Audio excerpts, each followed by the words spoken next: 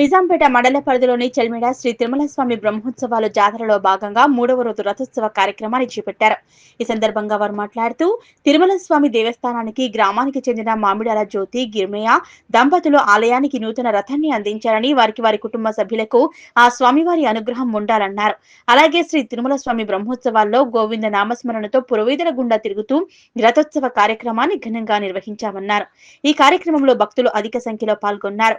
ఈ కార్యక్రమంలో ఆలయ నిర్వహణ అధికారి రవికుమార్, పురోహితులు వెంకట రామ్మోహన్ శర్మ, ఫణీంద్ర, ఆలయ కమిటీ చైర్మన్ అక్కపల్లి రామిరెడ్డి, గ్రామ సర్పంచ్ బొమ్మన మల్లేశం, ఉప సర్పంచ్ ఆకుల మహేందర్, డైరెక్టర్ బాజా రమేష్, ఎల్లాగౌడ్, రాజిరెడ్డి, కాకి రాజయ్య, ఆకుల రాజు, బాగయ్య, తిరుపతి గ్రామస్తులు తదితరులు పాల్గొన్నారు.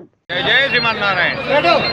అద్భుతంగా ఈరోజు స్వయంభూగా ఉన్నటువంటి తిరుమలనాథ స్వామి దేవాలయం చెల్మెడలో మనమంతా కూడా అఖిలాండకోటి బ్రహ్మాండ నాయకుని యొక్క పొద్దున్నే గరుడోత్సవం చేసుకున్నాం. ఇప్పుడు రథోత్సవం చేస్తున్న బంగారు రథాన్ని మరి చెల్మెడ వాసులైనటువంటి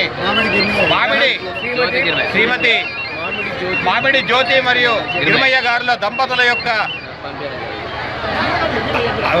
సహకారంతో మరి దేవాలయానికి ఊరిగా వారు రథాన్ని సమర్పించారు. మరి ఇంతటి గొప్పనైనటువంటి రథాన్ని మనం అందరం కూడా చూడబోతున్నాం. ఇది ఈ దేవాలయం ఉన్నంత వరకు కూడా ఆచంద్రార్కం కూడా వారి యొక్క కీర్తి ప్రతిష్టలందరూ కూడా ఉంటాయని భగవంతుడు వారికి ఆయురారోగ్య ఐశ్వర్యాలు ప్రసాదించాల్సిందిగా శతమానం భవతి జతాయు పురుష శతేంద్రియ ఆయు దేవేంద్రియే ప్రతిష్టతి అంటూ జ్యోతి మరియు గిరిమయ్య గారులను వారిని ఆశీర్వదిస్తున్నాం. అలాగే ఈ దేవాలయ అభివృద్ధికి మీరందరూ కూడా కావచ్చు. మరి చుట్టూ కూడా ఏర్పాటు చేయబోతున్నారు. అలాగే కళ్యాణోత్సవాన్ని కూడా కళ్యాణ మండపాన్ని ఏర్పాటు చేస్తున్నారు. అలాగే మరి శని దేవాలయాన్ని కూడా సపరేట్గా ఏర్పాటు చేయబోతున్నారు.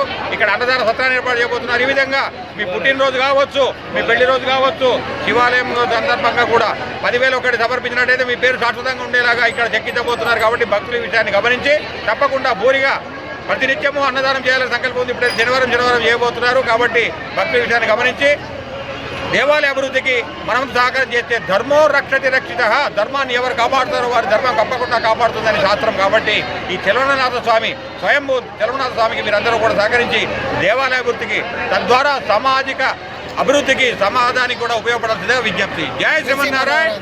జై